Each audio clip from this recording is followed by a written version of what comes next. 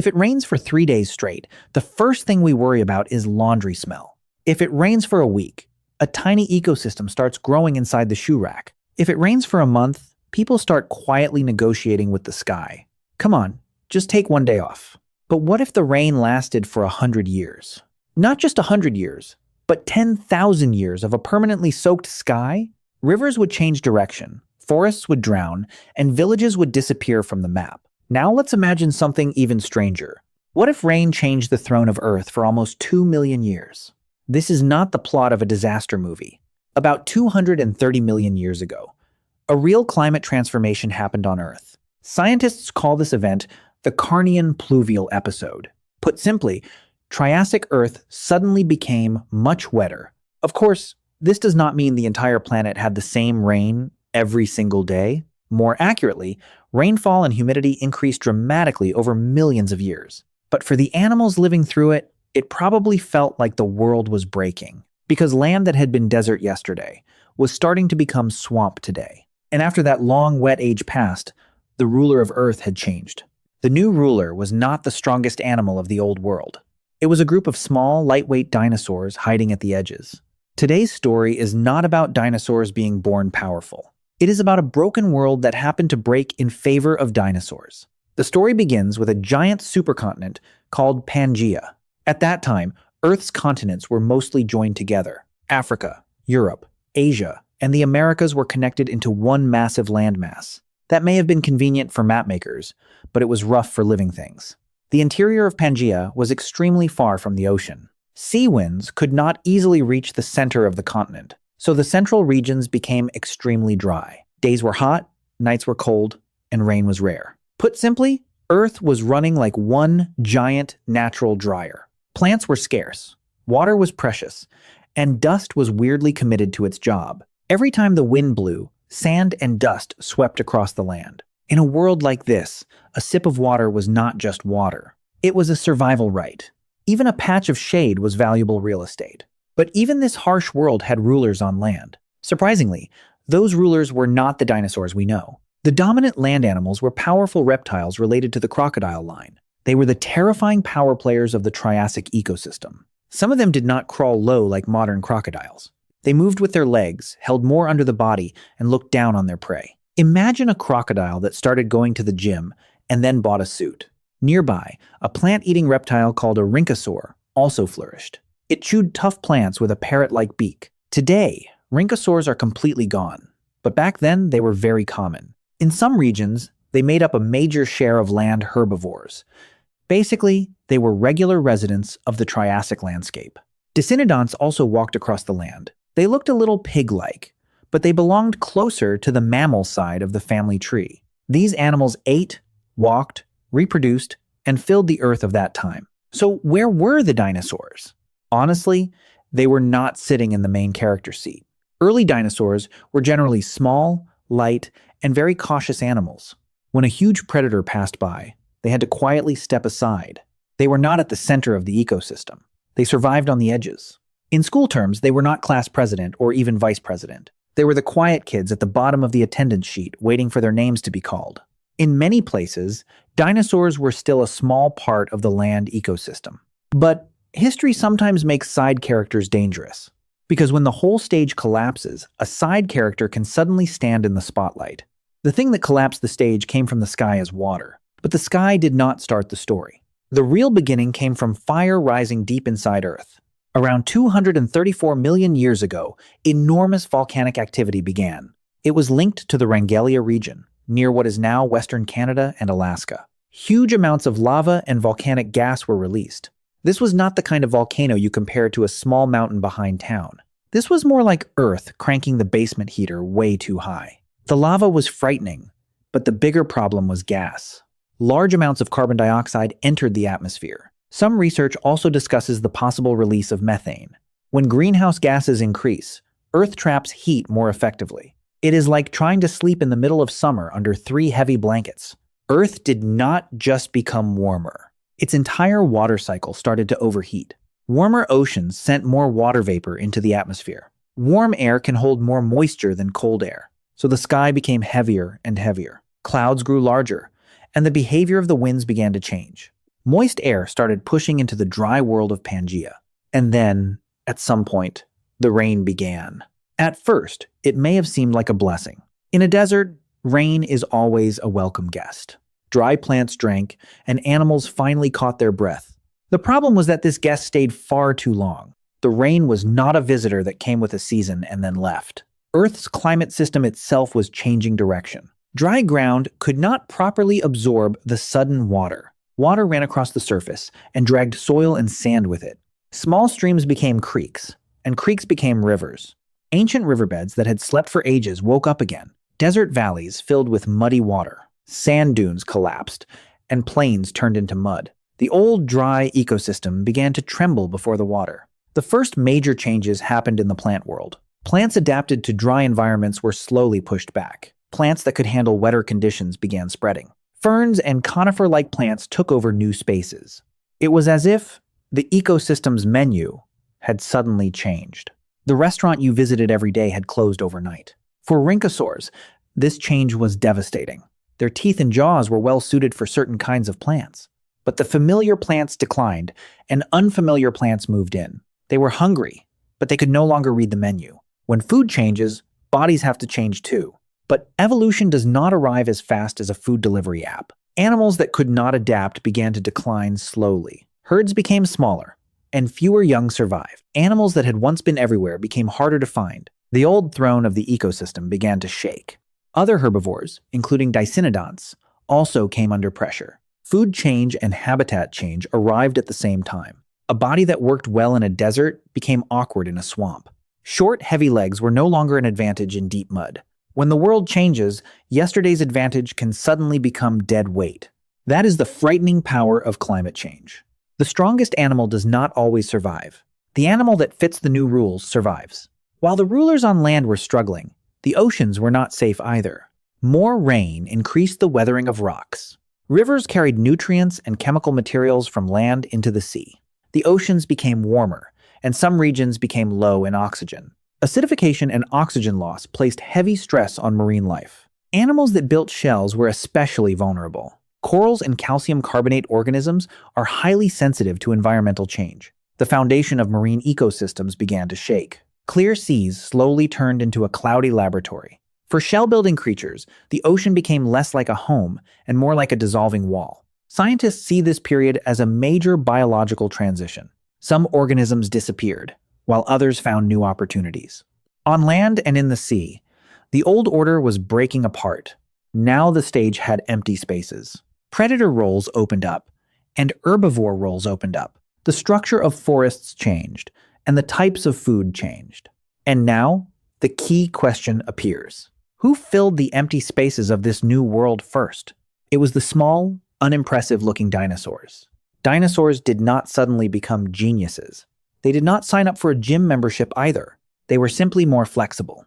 Some early dinosaurs could use many kinds of food. They ate plants, small animals, and insects. In a crisis, being picky about food is a luxury.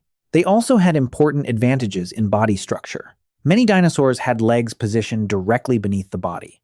This made movement more efficient than sprawling legs held out to the side. It helped them move more steadily through muddy and complicated terrain. Fast movement became a major advantage in a changing environment. Some dinosaur lineages also developed efficient breathing systems. This may have helped them handle stressful environments better. But this one trait was not the entire answer. Survival is almost always the result of several advantages stacking together. Small body size may have helped too. A small animal can survive longer on less food. When large animals starve, small animals can sometimes quietly endure. It is the sad economy mode of biology. Dinosaurs were small, fast, flexible, and ready to take chances. Most importantly, their competitors were disappearing. That combination changed history. As the old rulers fell, dinosaurs moved forward. At first, they probably moved cautiously. They would have taken the empty spaces one by one. The new forests had food. Ferns and conifers covered the ground. Insects flourished. And small animals increased. For dinosaurs, this was a massive invitation. Yesterday's side character had suddenly stepped into the center of the stage. The ecosystem was basically telling dinosaurs, "We have openings." And dinosaurs heard that message very clearly. Over time, dinosaurs became more diverse. Some dinosaurs became better adapted to plant-eating lifestyles. Others evolved as predators. Early predators like Herrerasaurus began to stand out in the New World. Lineages that would later lead toward sauropods also began walking the path toward longer and larger bodies. But the key point here is not size. The key point is that the direction had changed. Dinosaurs were no longer animals at the edge. They were moving toward the center of the ecosystem. The fascinating part is that this change is not just imagination. It is stamped into the ground. Scientists can see this shift in fossils and footprints. The footprint record from the Dolomites in Italy is especially important. In some older layers, dinosaur footprints appear only rarely, but in later layers, the share of dinosaur footprints increases sharply. This is a sign that dinosaurs were becoming important in real ecosystems. When you look at the numbers, it becomes even more striking. In some studied regions, dinosaurs went from rare players to major members of the community. We cannot reduce the entire planet to one simple number, but the direction of change is clear. The Age of Rain opened an opportunity for dinosaurs. Dinosaurs were not lucky princes born to rule. They were survivors who adapted inside a collapsing world. Nature does not choose the nicest main character. Nature hands empty space to whatever is ready. And sometimes, that empty space is created by disaster. After the Rain Age passed, Earth was no longer the same. The dry desert world had become wetter and more complex. Forests spread, rivers flowed, and ecosystems were rebuilt. The old rulers were no longer as powerful as before. Dinosaurs could now spread across the continents. After this, dinosaurs became Earth's signature land animals for about 150 million years. Of course, not every dinosaur became giant right away. Tyrannosaurus and Brachiosaurus were stories for much later. But the door to the dynasty opened here. The opportunity seized by small dinosaurs became the beginning of a gigantic age. But there was another small side character in this story: our extremely distant mammal ancestors. Even while dinosaurs were rising, the ancestors of mammals existed too. They were generally small and cautious animals. The world was far too dangerous for them to roam around in large bodies during the day. As dinosaurs grew more dominant, small mammal relatives were pushed into the shadows. So mammal ancestors learned how to live small. They moved at night, hid in burrows, and survived on tiny meals. This was not a glamorous life. It was basically a 150 million year night shift. But in survival, persistence sometimes matters more than dignity. Under the feet of dinosaurs, small mammals kept enduring. Their inability to grow large looked like a weakness. But later, that smallness became a weapon. About 66 million years ago, an asteroid fell from the sky. That massive impact flipped Earth's ecosystems again. Dust and soot covered the sky, and sunlight weakened. Plants declined, and food chains collapsed. The larger an animal was, the more energy it needed. Many non-bird dinosaurs could not survive that disaster. But small animals had a different strategy: eat less, hide better, and move through darkness. Mammal ancestors were already used to that kind of life. Sadly, they had been training for hardship for a very long time. After the dinosaurs disappeared, the world was empty again. And this time, mammals took the open spaces. Small animals became larger and more diverse. Some lineages climbed into trees and became primates. Life in the trees changed eyes and hands. Forward-facing eyes helped them judge distance and depth. Precise fingers helped them grip branches and fruit. Later, those hands would hold stones and make tools. After much more time passed, some primates came down to the ground. They walked on two legs and freed their hands. They broke stones, controlled fire, and shared stories. Eventually, Homo sapiens appeared. And now we are watching this ancient rain story on smartphones. Strange, isn't it? Rain from 230 million years ago is connected to you right now. That rain lifted the dinosaurs, and dinosaurs kept mammals small. That small life became a survival strategy after the asteroid. Mammals survived, primates appeared, and humans emerged. What if Wrangellia's volcanic activity had never happened? What if the Age of Rain had never arrived? What if dinosaurs had missed their opportunity? What if the asteroid had missed Earth? Maybe you would not be here watching this video. The history of life works like a giant chain of dominoes. When one piece falls, a future nobody expected can open. Scientists only began to understand this event relatively recently. Rock layers, fossils, footprints, and carbon records provided the clues. At first, some traces looked like local changes. But gradually, more evidence pointed toward a global climate transition. The Carnian Pluvial episode was not just a story about rain. It was a major turning point that helped prepare the dawn of modern ecosystems. Some modern-style reef ecosystems also became important after this period. Several reptile and marine lineages changed in new ways. Earth erased old ecosystems and experimented with new ones. And the most famous winner of that experiment was the dinosaur. Here is the core lesson of today's story. Survival is not decided by strength alone. Sometimes flexibility lasts longer than power. Sometimes being small is safer than being huge. Sometimes the creature hiding in the corner becomes the ruler of the next age. Dinosaurs were not kings from the beginning. Mammals were not future heroes from the beginning either. Both were once quiet survivors, waiting in the background. Earth's history can look like an autobiography written by winners. But when you look closely, it is a record of side characters who lasted long enough. So the next time it rains, the sky may feel a little different. Today's raindrop may be just water, but an ancient raindrop once changed the throne of Earth. That rain turned deserts into swamps. That rain pushed out the old rulers. That rain opened the road for dinosaurs. And in the far future, it opened a road for us too.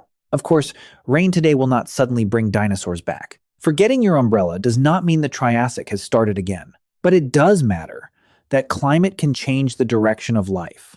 Climate change in the past shook entire ecosystems. Climate change today also asks us a question. How flexible can we be in a changing world? Will we harden like the old rulers? Or can we read opportunity like the small dinosaurs did? History does not predict the future perfectly, but it does become a mirror that makes us think about it. 230 million years ago, Earth rewrote the world with rain. And at the end of that sentence, dinosaurs appeared. Under the feet of dinosaurs, mammals quietly waited. When the asteroid came, that waiting became an opportunity. At the end of that long chain, there is humanity. So the next time rain falls, look up for a moment. That drop is small, but Earth's memory is enormous.